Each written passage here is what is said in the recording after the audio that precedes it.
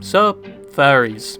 Yes, furries, not fairies. I know with my hereditary speech impediment that comes with the buff of being British, it sounds like I'm talking about the Tinkerbell looking things with wings, but no, I'm talking about the Lola Bunny liking, Beastars watching, and apparently oil tycoons, with how most of them can afford some of the equipment for this hobby like the fursuits, which are just thousands for the paws. But yes, furries, I've talked about them a lot on this channel. Not as much as maybe other things like VR chat, VTubers, or the random topics I find to make into videos, but I've made at least 2 videos on the topic and made a few offhand comments, like how I didn't know the Odd Ones Out was a furry, and the fact you may be in contact with someone that is a furry, you just don't know it yet.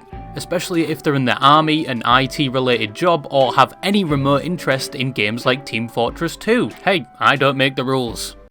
And then, oh fuck.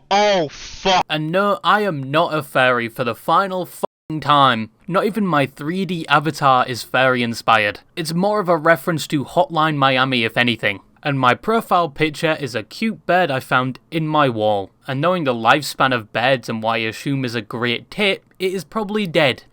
Anyway, disclaimer to the side, ever since my first video on furries, I think almost 2 years ago now, I don't think much has changed about the community. They still have somewhat of a negative reputation surrounding them, to the point where if you are not remotely involved in the community at all, you don't go to the conventions, you don't even own a fursuit, you don't even know what your fursona is yet, you just watched Zootopia once and it made you feel a certain type of way, but you still identify under the title of furry, and if you ever mention such in a social setting, most people will treat you as if you had just admitted you were a scientist for Unit 731 during World War II and charged with intentional indecent exposure. Those 2 things, or admitting you're a Nikkei 30 fan in 2025. I could visit anywhere in the world, where would you go?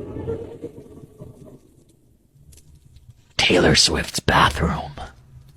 Yeah. And the main reason people have this reaction is either due to some furries that are a lot more vocal about their hobby, to the point where it's their entire identity and everyone must know, or people confuse them with Therians, which is a completely different ballpark. That's people actually acting like animals. Or more recently, you have the furries in those VR chat trolling videos taking on the mantle of destroying the reputation of furries themselves. FIB, Special Agent, Sleeper Agent. What's an FIB? FBI. Oh, you're a liar. A liar. A liar. I'm gonna sue you for that. Sue you and sue my fucking family, and my family will be dead. No, I'm not kidding. The last time I let out my anger, a lot of people fucking died. All I remember was seeing 5 to 10 dudes, and then everything just goes black. Why do they always have the same way of speaking or the same inflection to their voice? It's like a VR chat accent at this point. And probably the most prominent reason people hate furries is due to the more infamous furries. The ones where everyone else in the community absolutely detests them, and they vehemently claim they are not a part of the community and do not represent them in any way. Yet people outside of the community only ever see these infamous characters, probably because of the crimes they commit, often assisting in boosting their story outside of the community, where a normal person will see this and use them as a base example of what all furries are like, which is probably the equivalent of saying the Sonic fandom is the worst, and using Chris Chan as an example of your average Sonic fan. Just a little side note, I recently saw a video of him shotgunning a glass of his own offspring mixed with Fanta on Instagram Reels, and it completely ruined my day. Just thought you should know.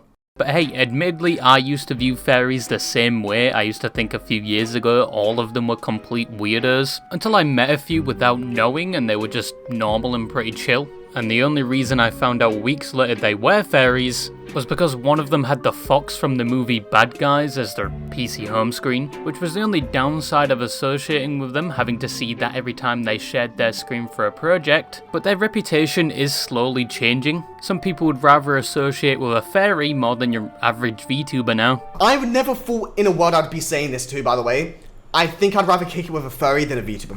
Furries are unironically not even that bad. But today I thought we would talk about some infamous furries that actually do deserve the reputation they have, primarily because recently I landed myself on the furry side of Instagram Reels. I really do hope my algorithm returns to alternative live leak footage. But I was served the video by the user Peebster going into the most infamous furries, and I thought I would completely copy and take the idea and go into more detail. So thank you, Peebster. I hope you keep horrifying your elderly father with details about the furry community. But anyway, who are these furries that are actual degenerates or straight up criminals? What kind of prank would that be? That's not a prank. A prank is it's designed to get some sort of a humor out of it. Probably one of the more tame entries on this list is Magnus Deridian, or Robert Michael Soikowski, a 53-year-old furry that joined the community in 2003. And I did say this is the tamest furry on the list, but the things he's done and been accused of are anything but. So yeah, that's how bad this video is going to get. But to give you a quick rundown of some of the allegations against him, Magnus was a prime suspect in the furry chlorine gas attack in 2014, which I talked about in a previous video, where concentrated chlorine powder was reported to be intentionally released at the convention center, hospitalizing 19 attendees and forcing the convention center to be evacuated, with fire services and a hazmat team being called to the scene. And 3 days after the event, Magnus's house was raided by the FBI, which he confirmed in a later interview. When did the FBI first come to you? Was it straight afterwards? About 3 days later, they knocked on the door, and I was like, wondering, who are these people? And then they came again when, later on? Was that? Well, at first, I wouldn't let them search the place because, like, why not? And they came back a few hours later. I'm like, fine, search. And he was also interviewed multiple times by the FBI, with his alibi being he was in the room with his roommate at the time when the alarms to evacuate sounded, but the roommate when interviewed denied these claims and said they went with him at the time. And this was told to the people investigating the case at the time. And here's the thing, I'm Sean kind of brought it up before about truth and stuff, so when you're talking to the FBI, lying to the FBI is actually charging it with itself. So I'm asking you if you had any knowledge. No, I had no knowledge. So idea what's going on. I asked all the questions about it. So I swear I had nothing to do with it. If you had nothing to do with it. And the FBI didn't push him any further. They did another interview years later, but ultimately it seems they stopped pursuing him. Even though apparently at the time he did have access to chemicals such as chlorine, because it said he was working as a lifeguard at the time. But he denies the allegations to this day. Well, whatever happened there, if there were cameras there, they would have seen it. And that's why I was curious why they came to me, because I was somewhere else. And even to this day, nobody has been caught for this incident after all these years, so it's impossible to tell right now if it was Magnus. However, this apparently isn't the first time he was accused of things on this level, because he has a loaded criminal past, from disorderly conduct to terroristic threats, which refers to an apparent prank he did in the early 2000s, where he went into a bank, placed a device on the front desk, walked away and said device released something akin to smoke, of which the result was a pregnant woman being rushed to hospital, the fire department and a hazmat team being called in, and him apparently being very mad that they raised it from a terroristic threat charge to a felony, and with doing so they got a warrant to raid his house. And he was very mad, mainly because the supposed device was a stink bomb that he specifies did not release smoke. And he did all of this because they charged him an overdraft fee. Yes, he got multiple charges because he got mad at an overdraft fee. He apparently went to prison for 8 months and pled guilty to his previous charge of disorderly conduct, which he didn't want to get too into. But all of this information is available from a message he apparently posted on a furry message board in 2005, because it was normal 2 decades ago to go into depth about your crimes, describing it in a way where you didn't do anything wrong. That was just an intro to Magnus, by the way. We still have a bit to go through. So Magnus has a lot of fursuits, around about 13 or more, and he even previously had his own company making them. But there are a few of his fursuits that are more infamous, to say the least. In 2015, he would attend a con called Midwest Fur Fest, and he would attend the con in what seemed to be a fursuit, inspired by the Confederate flag, a flag that some say has the connotations of things like slavery and racism, while some say it represents Southern pride. He also came equipped with a sign endorsing Donald Trump, which was around when Trump was running for office for the first time, and there was a heated debate within the country leading up to the election. The name of the fursuit was Arkansas, and at the same con he would be detained by security and banned from attending the con till 2017 for apparently his own safety. After his ban, he would attend a different con called AnthroCon in 2017, and he would attend in the same fursuit, attempting to hide the flag under a white sheet, but this time he wasn't banned for the fursuit. Instead he was just reprimanded and told not to wear it again, but he would eventually be banned again for not paying his 2017 membership fee, and was told not to return till he did pay the said membership.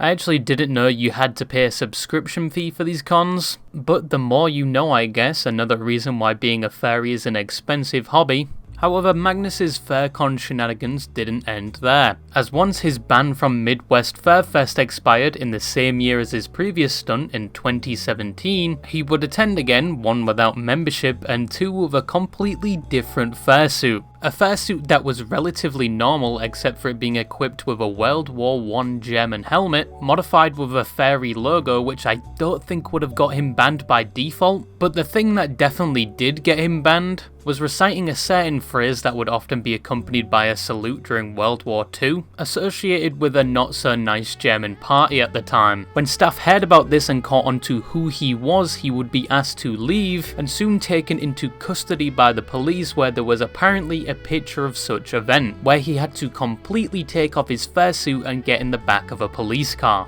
I always thought people wore something under their fursuit, but I was mistaken. Magnus would create a GoFundMe later on attempting to gather enough money for legal defense, as the staff from the FurCon had pressed charges including trespassing and battery, but the campaign would be taken down shortly after. Another event Magnus is known for is in 2014, where he would attend AnthroCon, allegedly attending with a fursuit that was said to be a bootleg copy of another furry's fursuit, with the furry going by the name Lemonade Coyote, who a year prior had unfortunately passed away on EMT duty, and a lot of furries at the time viewed this as disrespectful. There were rumours he did this with other fursuits copying their design, but most rumours don't provide the names of the furries he's copied or provide pictures. So that is Magnus, the first one on the list, and it's only going to get worse. By the way, if you are curious about Magnus and the chlorine attack, check out Brazen FM's 2024 podcast series called Fair and Loathing, where they got unseen FBI interviews and reports regarding the event, which was actually a really good listen and shows how confusing the investigation performed by the authorities was.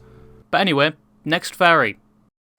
Oh, brother, this guy stinks! So, a step up from the previous example is Carpet Sample, one of the more well-known terrible examples that most furries and non-furries resent, and someone I've briefly spoken about before. Now, Carpet Sample, or Shadow Wolf S, or even William Bill J. Clark, was born on the 3rd of March 1956, meaning as of this video he would be 69 years old.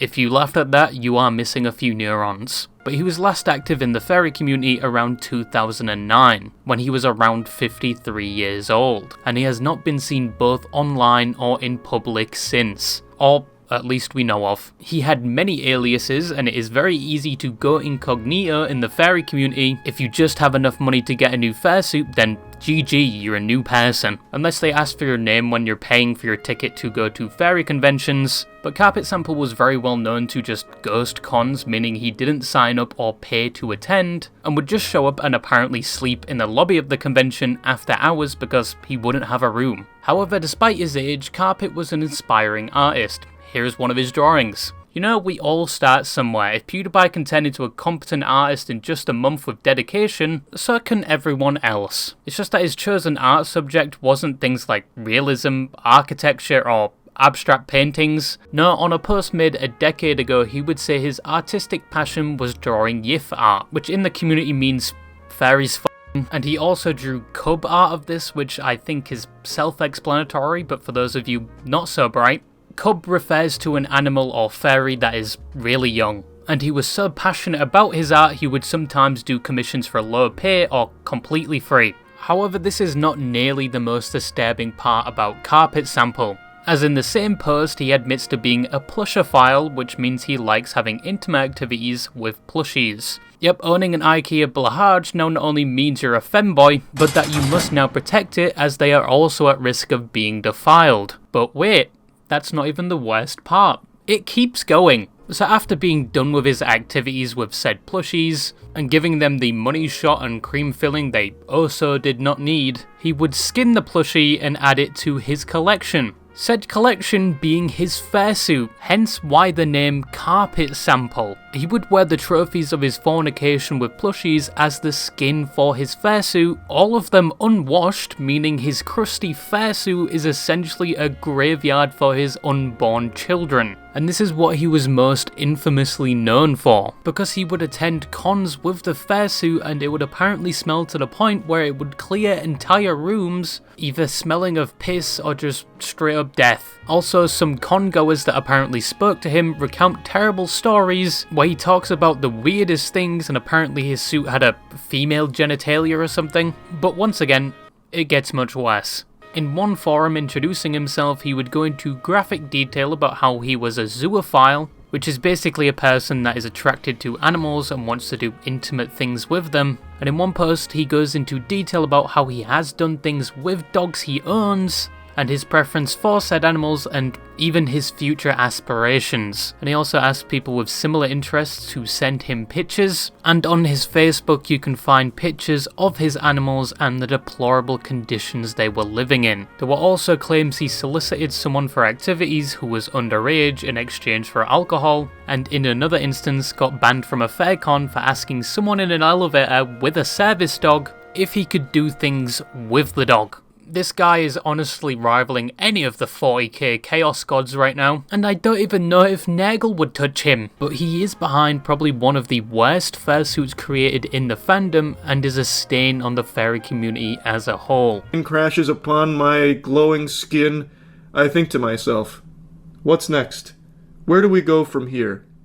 So I thought I would throw in some not so honourable mentions real quick because I couldn't fit their stories in this video. Foxler Nightfire is a fairy known throughout the fairy community mainly because they are behind one of the most infamous fairy groups called the Fairy Raiders, or as they're commonly referred, the Fairy Nazis. Their logo kind of does look reminiscent of that one World War II party as well. And they have quite a lot of members in their group, with a popular example being Crusader Cat, who is this bowl haircut guy who looks like that one guy of Dumb and Dumber. And like Foxler, he has been banned from a lot of fair cons due to his belief, but he has been seen at a lot of recent cons and people just take pictures where they flip him off. There's also been a rumour circulating that they did things with their cat, but some people speculate that was just a rumour spread to get rid of him. But some refer to Foxler as that one Austrian painter of the fairy community, and apart from being banned from most fairy cons, he apparently wrote a blog post saying he was talking to those underage when he was 18, and another post going into descriptive detail about dogs. And you can't have an unhonourable mentions list without mentioning Hypnotist Sappho. I did do a previous video on them, but they were known before this in VR chat for specialising in hypnotism and phantom sense videos on YouTube, but they are more infamously known for making a YouTube video in VR chat where they would admit to being a zoophile and saying they are more attracted to dogs, specifically German Shepherds, more than people. I am a zoophile. I do not have a thing for humans. I am more attracted to dogs like German Shepherds.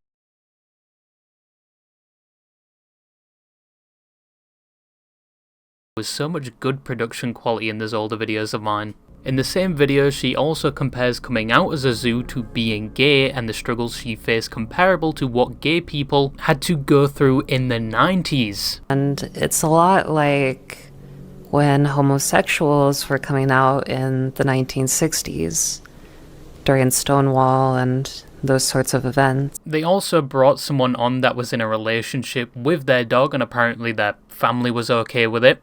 Absolutely. And I can look myself in the mirror and say it. You know, I'm a zoo.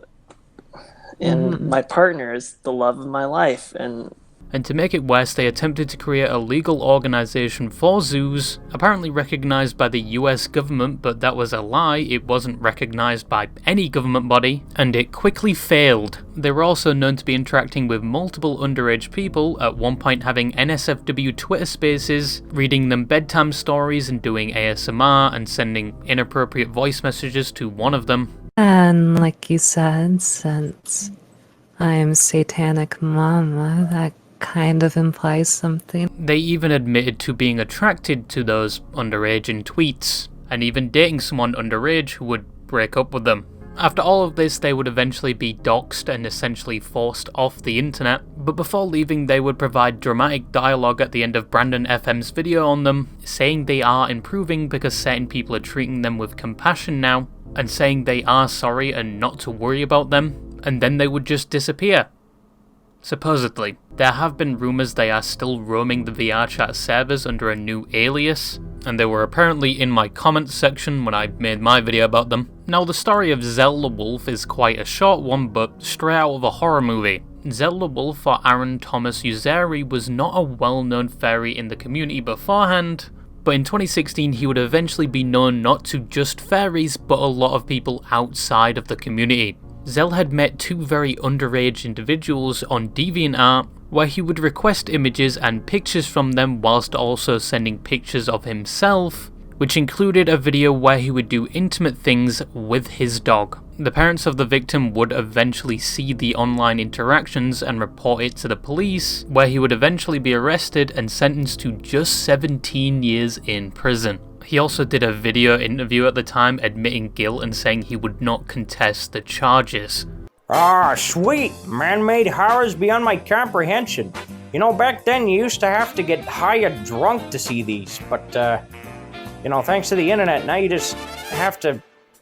It's everywhere. Kero the Wolf was a previously highly respected furry YouTuber who started his channel all the way back in 2013, with content like going to furry conventions and talking about topics related to furries. And even at the time, some people would have even called him family friendly. He was fairly liked by the community and one of the biggest furry content creators of that time. But later on, he would be more well known for a different reason, as in 2018 the so-called zoo sadist leaks would occur, where a Telegram group chat believed to have Kero in it would be leaked to the public, and inside were horrors beyond human comprehension.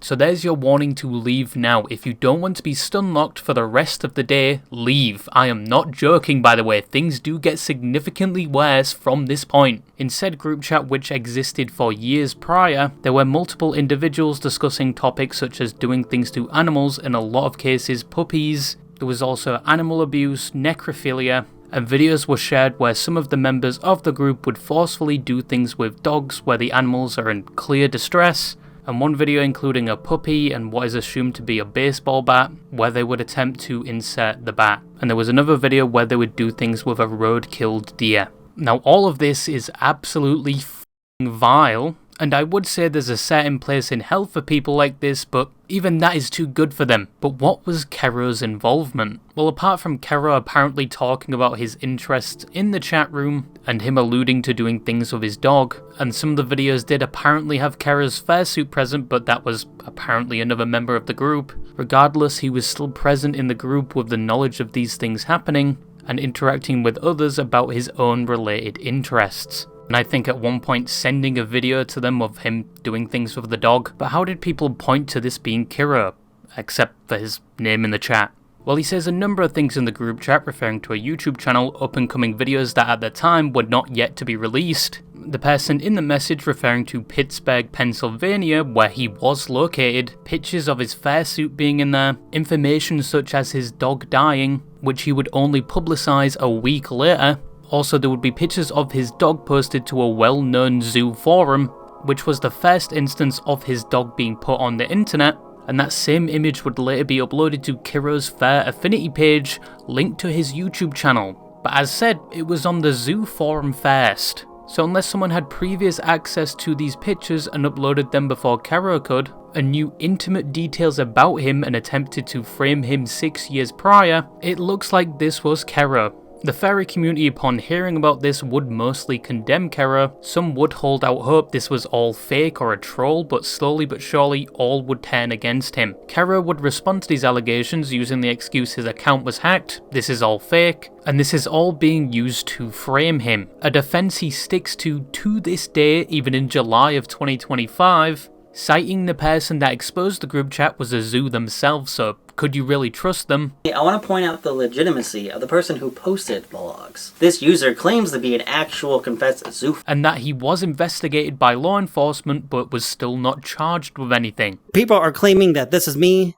and it is not.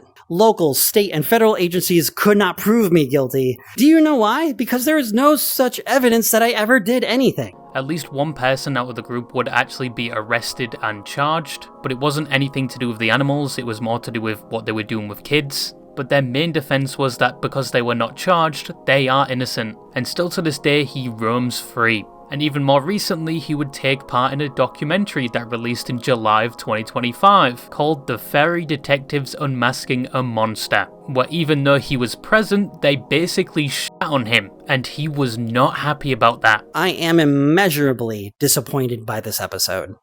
The producers clearly had an agenda when they interviewed me. But despite his sub count dropping, changing his content to the VR chat platform, and just overall his disgusting behaviour, he still occasionally uploads to YouTube. If you want a more in-depth analysis of this story to the point where you would need a baptism after, I will refer you to Turkey Tom's video on the subject, or more recently a video I found by RKH Media. I'm going to touch you the way I touched Rita. So those were some of the furries that actually deserve the hate. And it's not even accurate to call them furries, as most of the time the furry community completely rejects them, and are usually the first ones to completely renounce or criticize these people. However, yes, it does seem like a lot of bad apples surround the furry community, at least from the outside. But I would like to think that's because the bad individuals and their stories are louder than anything else in the furry community. You will more hear about the crimes of the furries more than the good things they've actually done. But that's just my take. But yeah, good luck sleeping tonight with everything I just told you, and bye-bye.